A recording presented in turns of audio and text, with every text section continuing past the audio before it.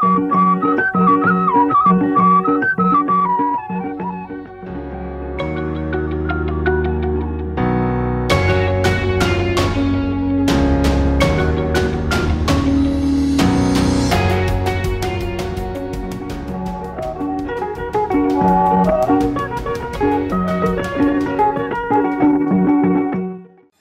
समसामयिक नीतिगत मुद्दाहरूमा केन्द्रित विशेष कुराकानी कृषि संवाद। नमस्कार, कृषि संवादमा स्वागत गर्दछु। म नरेश नेउपाने।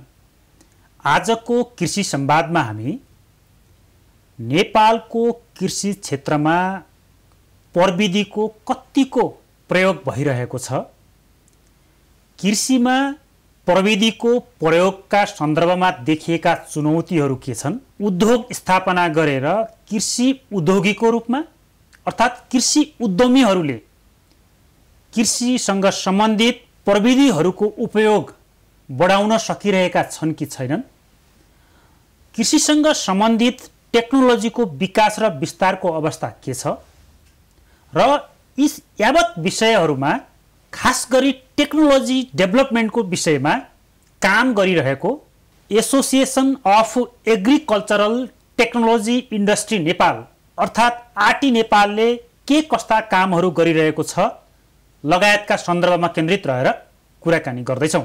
कुराकानीका लागि आजको कृषि संवादमा हामीसँग हुनुहुन्छ आरटी नेपालका अध्यक्ष खोजराज कटुवाल। यहाँलाई कृषि संवादमा स्वागत छ।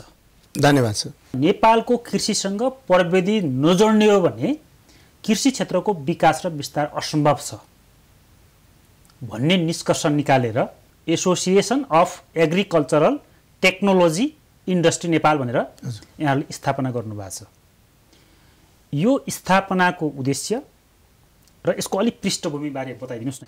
यो चाहिँ हामीले नेपाल एउटा कृषि प्रधान देश हो, तर हाम्रो कृषि गर्ने तरिका चाहिँ परम्परागत हिसाबको चाहिँ कृषिले हामीले चाहिँ अहिले विश्वमा विकास भएका चाहिँ आधुनिक प्रविधिसँग चाहिँ हाम्रो परम्पराले चाहिँ प्रतिस्पर्धा गर्न नसक्ने चाहिँ हाम्रो निष्कर्ष चाहिँ भएको हुँदाखेरि चाहिँ अब नेपालको कृषिलाई पनि प्रविधिसँग जोडेर कृषि पनि सजिलो तरिकाले चाहिँ गर्न सकिन्छ भन्ने आम रूपमा चाहिँ इन्टरनेसनल प्र्याक्टिसहरू चाहिँ कसरी भइरहेको छ, विश्वका चाहिँ टेक्नोलोजीमा चाहिँ आविष्कार गरेर टेक्नोलोजीसँग फ्रेन्डली बनाएर काम गर्ने चाहिँ देशहरूले कसरी काम गरिरहेछन्, तिनै देशका चाहिँ अनुभवहरूलाई ल्याएर चाहिँ हामीले नेपालको कृषिमा चाहिँ अब टेक्नोलोजीको चाहिँ अधिकतम प्रयोग गरेर नेपालको कृषिलाई चाहिँ लानुपर्छ भन्ने उद्देश्यले चाहिँ त्यस्ता टेक्नोलोजीहरू चाहिँ को उत्पादन गर्ने, त्यस्ता टेक्नोलोजीहरू यहीँ स्वदेशमै बनाउने, उद्योगहरू यो टेक्नोलोजीहरूको चाहिँ विस्तार गर्ने, विकास गर्ने, यसको चाहिँ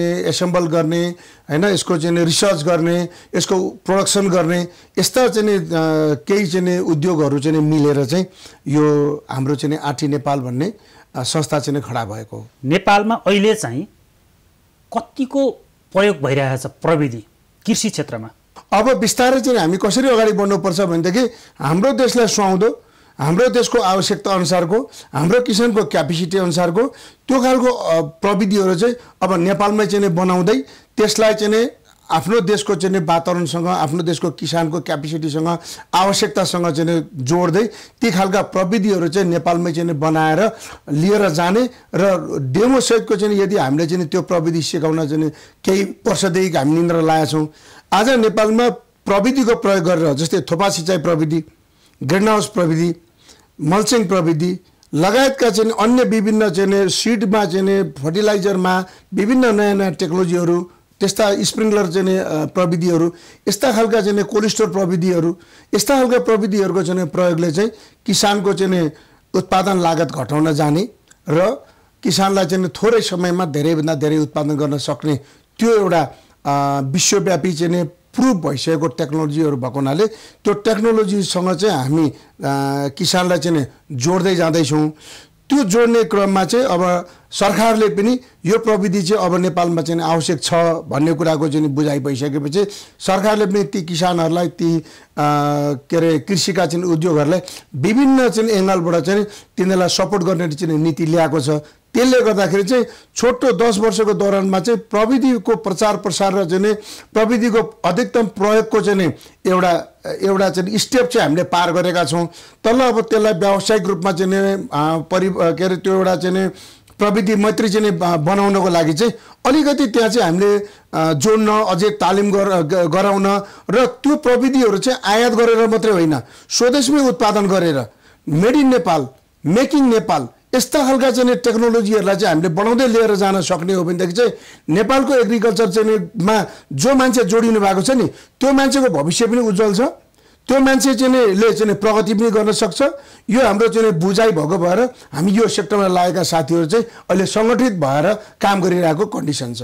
तपाईहरु जति जति यो कृषिसँग सम्बन्धित उपकरणहरू, यन्त्रहरू हैन, यसका नयाँ नयाँ टेक्नोलोजीहरू ल्याउनका निम्ति जो तपाईहरु संघर्षरत हुनुहुन्छ, उद्यमीहरू तपाईहरुको जुन टेक्नोलोजीसँग सम्बन्धित यहाँहरुका जति उद्योगहरू छन्, यो उद्योगहरूको अवस्था कस्तो छ नेपालमा?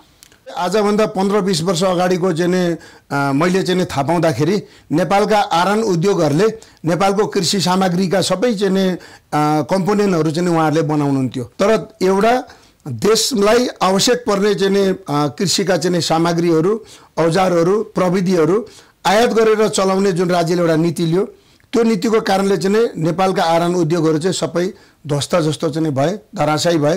किनभने आयात गर्दाखेरि भन्सार भ्याट सबै कुराको छुट पायो हैन, लिएर आउने व्यापारीहरूले चाहिँ सबै किसिमका छुटहरू चाहिँ पाए। तर यहाँ उत्पादन गर्ने मान्छेहरूले चाहिँ भन्सारमै चाहिँ चर्को चाहिँ मूल्य तिर्नुपर्ने चाहिँ कच्चा पदार्थमा, त्यसले गर्दाखेरि चाहिँ त्यो उद्योगहरू चाहिँ फस्टाउनुको साटो उल्टो चाहिँ उनीहरू पलायनको अवस्था चाहिँ भयो। हिजो अस्तिको चाहिँ 15 वर्ष अगाडिको उदाहरण दिँदैछु म तपाईँलाई। हाम्रो आरनहरू बन्द हुने अवस्थामा, अब अहिले बन्द हुने अवस्था होइन, अहिले 90% कोलास भइसके, 2-4% चलिरहेका छन्। 8-10%सम्म चाहिँ टोटल नेपाल अधिराज्यभरिमा कहाँ कुना कन्तरामा अलिअलि चाहिँ गाउँघरमा यसो चल्ने कन्डिसनमा छन्, त्यति मात्रै हो। अब हामी जस्ता चाहिँ विदेशमा चाहिँ काम गरेर चाहिँ त्यो सिप सिकेर चाहिँ अनि त्यसपछि चाहिँ यी विदेशै नगइकन त्यो कृषिमा केही सम्भावना गर्न सकिन्छ भन्ने सम्भावना बोकेका चाहिँ अलिकति चाहिँ युवा वर्गहरू, त्यस्ता खालका साथीहरू चाहिँ कृषि क्षेत्रको चाहिँ इन्डस्ट्रीमा हामी लगानी गरिरहेका छौँ। अब राज्यको चाहिँ पोल्टामा चाहिँ बल छ हैन। अब हामी जस्ता कृषि उद्यमीहरूको जुन सोच छ, जुन हाम्रो क्यापेसिटी छ, हाम्रो जुन सिप छ, हामी जति गर्न सक्छौँ, हाम्रो क्षमता छ, त्यो क्षमता अनुसारको हामीले काम गर्ने वातावरण सहज बनाइदिने हो कि हामी पनि त्यो आरन व्यवसाय जस्तो चाहिँ हिजो चाहिँ पलायन भएर चाहिँ जानुपर्ने हो भन्ने कुरो राज्यको एउटा नीतिमा भर पर्छ। भनेको टेक्नोलोजीसँग सम्बन्धित जति पनि कृषि उद्योगहरू छन्, यी उद्योगहरू विकास, यसको विस्तार हुने कुरामा चाहिँ चुनौतीहरू छन्। चुनौती छ। यो कहाँनिर चुनौती छ भन्नुहुन्छ भने केही 1-2वटा चाहिँ पोलिसीमा चाहिँ त्रुटि छ। त्यो चाहिँ हामीले सुधार गर्न सकेन भने नेपालमा एग्रिकल्चर इन्डस्ट्रीको चाहिँ भविष्य चाहिँ गाह्रो छ। जस्तो के कुरामा सुधार गर्नु? जस्तै के छ भने हामीले चाहिँ फिनिस गुड्स लिएर आयौँ भने त्यो कुट्टो, कोदालो, बेल्चा, गैती हैन, यो चाहिँ सिँचाइका पाइपहरू ल्याउँदाखेरि सबै भन्सारहरू छोड्छ अर्काको देशमा बनेको ल्याउँदाखेरि। तर यही देशमा बनाउँछु चाहिँ भनेर बनाउँदाखेरि चाहिँ त्यसको भन्सार पनि लाग्छ, भ्याट पनि लाग्छ हैन, त्यो पनि उच्च लाग्छ कच्चा पदार्थमा। हो, यो चाहिँ कच्चा पदार्थमा भन्सार बढी र फिनिस गुडमा भन्सार कम लाग्ने व्यवस्था चाहिँ तुरुन्तै खारेज गरेर त्यसलाई चाहिँ कच्चा पदार्थमा कम भन्सार र फिनिस गुडमा चाहिँ बढी भन्सार लियो भने बल्ल नेपालमा एग्रिकल्चर इन्डस्ट्री खुल्छ। जस्तै नेपाल सरकारले चाहिँ केही वर्ष अगाडि, 2 वर्ष अगाडि मात्रै मल्चिङ प्लास्टिकको चाहिँ भन्सार दर आयातमा वृद्धि गर्यो। आज स्वदेशमा चाहिँ हिजो विदेशबाट आउँदाखेरि 6500-7000 पर्ने चाहिँ मल्चिङ प्लास्टिक आज नेपालमा 6-7वटा उद्योग खोले। अहिले चाहिँ नेपाली किसानहरूले त्यो आधा मूल्यमा पाउँछन्। लगभग 3500को हाराहारीमा चाहिँ 3500देखि 4000को चाहिँ हाराहारीमा नेपालभरि चाहिँ ती प्रविधिहरू चाहिँ पाउनुहुन्छ। भनेको नेपाली उद्योगहरूले नै उत्पादन गरेपछि, नेपाली उद्योगले उत्पादन गर्न थालिसकेपछि सस्तो भयो हैन।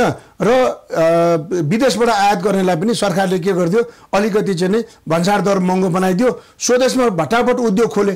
नेपालमा एउटा उखान छ नि, सियो पनि बन्दैन भनेर चाहिँ भन्ने जुन एउटा चाहिँ परम्परा छ नि, त्यो चाहिँ हामी तोड्नै चाहन्छौँ। यहाँ आफै पनि उद्यमी अझ यो टेक्नोलोजीमा काम गरिरहनु भएको छ हैन, यत्रो एउटा संस्था आरटी नेपालको अध्यक्ष पनि हुनुहुन्छ।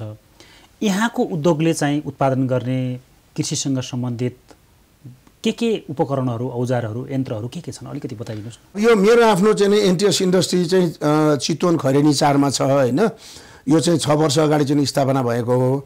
यसले चाहिँ थोपा सिजाका पाइपहरू यहीँ बनाउँछ, ग्रेनाउसका स्ट्रक्चरहरू सबै यहीँ बनाउँछ, प्रोफाइल जिगजागहरू यहीँ बनाउँछ, पोखरी प्लास्टिकहरू यहीँ बनाउँछ, अनि मल्चिङ प्लास्टिकहरू यहीँ बनाउँछ हैन, च्याउका प्लास्टिकहरू यहीँ बनाउँछ, साना चाहिँ त्यो ग्रो ब्यागहरू यहीँ बनाउँछ, अनि पोली ब्यागहरू चाहिँ नर्सरीको लागि हुने ब्यागहरू पनि यहीँ बनाउँछ। अब हरियो कालो चाहिँ सेतो चाहिँ जाली नेटहरू पनि यहीँ बनाउँछ। अब निकट चाहिँ अर्को महिनादेखि चाहिँ हामी यो स्प्रेहरू चाहिँ 2-in-1 ब्याट्री म्यानुअल स्प्रेहरू यो चिजहरू पनि यहीँ बनाउँदैछौँ। एउटा चाहिँ बृहत्तर चाहिँ नेपाली किसानहरूले चाहिँ प्रयोग गर्ने सामग्रीहरू चाहिँ हामी नेपालमा उत्पादन गरेर यी नेपाली किसानहरूलाई चाहिँ यहीँको चाहिँ श्रम, यहीँको सेप, यहीँको पुँजी, यहीँको चाहिँ यही आफ्नै देशमा चाहिँ लगानी चाहिँ गर्ने उद्देश्यले चाहिँ हामी त्यति धेरै चिजहरू चाहिँ बनाउँदैछौँ। हामी जस्तै अरू धेरै साथीहरू पनि छन् हैन। उहाँहरूले पनि कसैले मल बनाउनुहुन्छ, कसैले बिउ बनाउनुहुन्छ, कसैले चाहिँ विभिन्न किसिमको चाहिँ औजारहरू बनाउनुहुन्छ, कसैले कोल्ड स्टोरहरू बनाउनुहुन्छ। यस्ता धेरै साथीहरू हुनुहुन्छ हैन। ती सबै साथीहरू चाहिँ मिलेर चाहिँ हामी मेरो आफ्नो मात्रै उद्योगले चाहिँ उत्पादन गरेर यो देशलाई पुग्दैन भनेर म जस्ता धेरै साथीहरूले चाहिँ गरेको उत्पादनहरूलाई चाहिँ हामी एउटै थलोमा चाहिँ बाट जोडेर किसानहरूलाई कसरी चाहिँ हामी उनीहरूको उत्पादन लागतलाई चाहिँ कम गराएर नजिकैको छिमेकी चाइना र भारतका किसानहरूको तुलनामा उत्पादन लागत घटाएर कसरी हामी एक्सपोर्ट गर्ने लेभलको चाहिँ कृषि पुर्याउन सक्छौँ भन्ने त्यो सोच चाहिँ मेरो इन्डस्ट्रीले पनि लिएको छ र हाम्रो चाहिँ संस्था चाहिँ आरटी नेपालले पनि लिएको छ।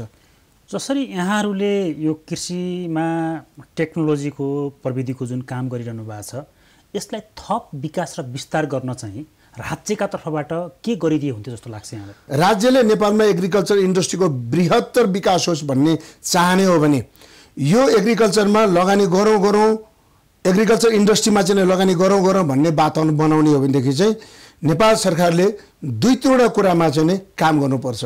जस्तै 1 नम्बरमा यो सेक्टरमा लगानी गर्न चाहिँ आउने भनेको कृषिको पनि उद्योगमा लगानी गर्न आउने चाहिँ भनेको यहाँ त्यति धेरै ठुलो घरानाहरूले चाहिँ त्यति धेरै इम्पोर्टेन्स दिँदैन।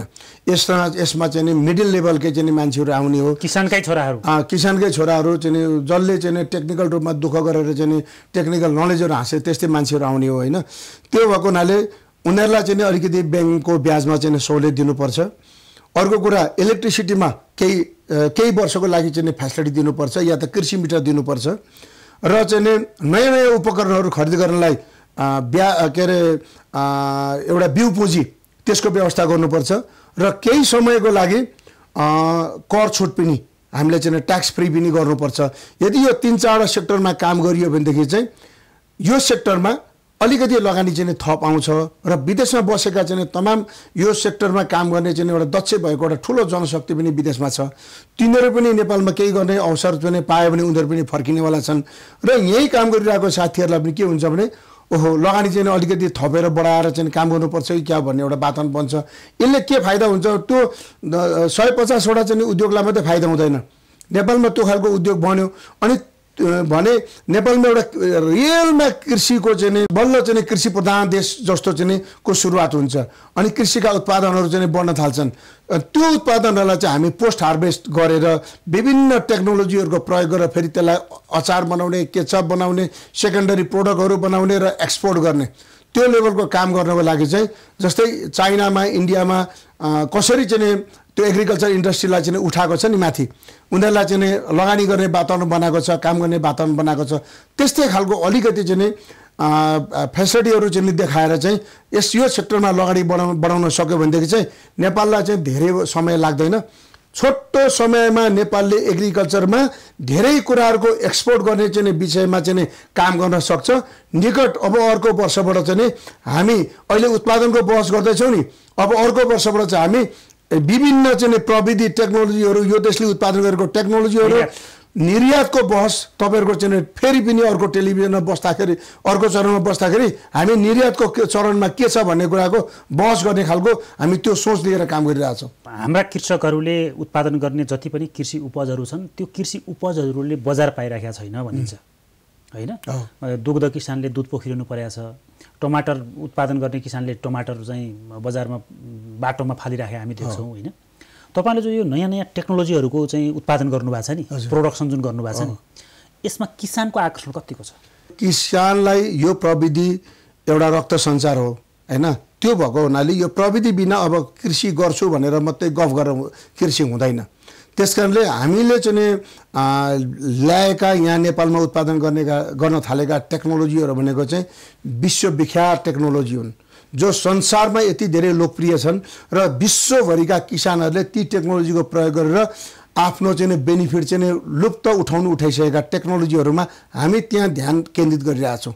त्यस्ता खालका टेक्नोलोजीहरूमा चाहिँ हामी ती नेपालमा उत्पादन गर्ने चाहिँ त्यो खालको नेपाली किसानहरूले सजिलै खरिद गर्न सक्ने, सजिलै प्रयोग गर्न सक्ने, सजिलै सञ्चालन गर्न सक्ने, हामीले मनाङ, मुस्ताङ, हुम्ला, जुम्ला जस्ता चाहिँ ठाउँहरूमा पनि त्यहाँ स्याउ खेतीहरू बढी हुन्छ। त्यहाँ स्याउ खेतीमा चाहिँ थोपा सिँचाइ प्रविधिहरू हामीले चाहिँ 800-900 रोपनी ठुलो एरिया त्यस्ता एरियामा पनि हामीले चाहिँ गरेका छौँ होइन। त्यो पनि एउटा चाहिँ टेक्नोलोजीहरू जहाँ एउटा चाहिँ भल खोल्दाखेरि चाहिँ बिघौँ बिघा चाहिँ सिँचाइ चाहिँ हुन्छ, फर्टिगेसन सँगसँगै हुन्छ, थोपा सिँचाइको चाहिँ माध्यमबाट चाहिँ इरिगेसन सँगसँगै हुन्छ होइन। र अर्को चाहिँ अहिले चाहिँ नयाँ चाहिँ फेरि हामीले चाहिँ के चाहिँ टेक्नोलोजी गरेको छौँ भने तपाईँ यदि मनाङमा चाहिँ खेती गर्दै हुनुहुन्छ या जुम्लामा चाहिँ कृषि गर्दै हुनुहुन्छ, तपाईँ कुनै कारणवश यहाँ आउनुभयो भने मोबाइलबाट चाहिँ तपाईँको त्यहाँको चाहिँ खेतीमा सिँचाइ गर्न सक्ने चाहिँ सुविधाका चाहिँ टेक्नोलोजीहरूले पनि हामीले चाहिँ त्यो पनि चाहिँ तयार गरिसकेका छौँ। त्यस कारणले गर्दाखेरि टेक्नोलोजी चाहिँ हामीले पहाडलाई होस्, हिमाललाई होस्, तराईलाई होस्, सबै ठाउँलाई चाहिँ हुने खालका टेक्नोलोजीहरू हामीले चाहिँ बनाइसकेका छौँ। त्यस कारणले त्यो टेक्नोलोजीहरू प्रयोग गर्नको लागि अब किसानलाई के पनि गाह्रो छैन। राज्यका पनि विभिन्न निकायहरूले हुन त यो कृषि प्रविधिमा काम गरिरहेकै छन्। राज्यका यो क्षेत्रमा काम गरिरहेका निकायहरू र तपाईँहरू बिचको समन्वय कस्तो छ? आम उपभोक्ता चाहिँ जसको प्रयोगकर्ता किसान हुन्छ नि, त्यो किसानले पनि अब टेक्नोलोजीको प्रयोग गरेन भने चाहिँ हामी काम गर्न नसक्ने रहेछौँ। अन्य देशको तुलनामा अघि तपाईँले भन्नुभयो नि टमाटर फ्याँकेको कुरा, दुध घोप्टाएको कुरा, अब टेक्नोलोजीको प्रयोग गरेर थोरैभन्दा थोरै ठाउँमा धेरैभन्दा धेरै उत्पादन गर्न सक्ने र सजिलै कृषि गर्ने प्रविधिको चाहिँ हामीले विकास गर्न सकेनौँ भने यो युवा पलायन पनि रोक्न सकिँदैन, उत्पादन वृद्धि पनि गर्न सकिँदैन, कस्ट पनि घटाउन सकिँदैन, उत्पादन लागत पनि घट्दैन हाम्रो। अनि हामी भारत र चाइनाको चाहिँ रिस मात्रै गर्छौँ, आलोचना मात्रै गर्छौँ। अब यसको लागि के गर्नुपर्छ भने नेपालमा एग्रिकल्चर इन्डस्ट्रीको सोच विकास गर्नुपर्छ। त्यो सोच विकास गर्नको लागि सरकार पनि तयार भइसकेको छ, हामी निजी क्षेत्र चाहिँ हुमिसकेका छौँ। अब रिजल्ट दिने पालो छ। मैले अघि पनि हजुरलाई जोडेँ, अब हामी त्यो बिस्तारै हुँदै जान्छ। त्यो त्यस्तो खालको चाहिँ हिसाबले हामी अगाडि बढ्ने पक्षमा छैनौँ।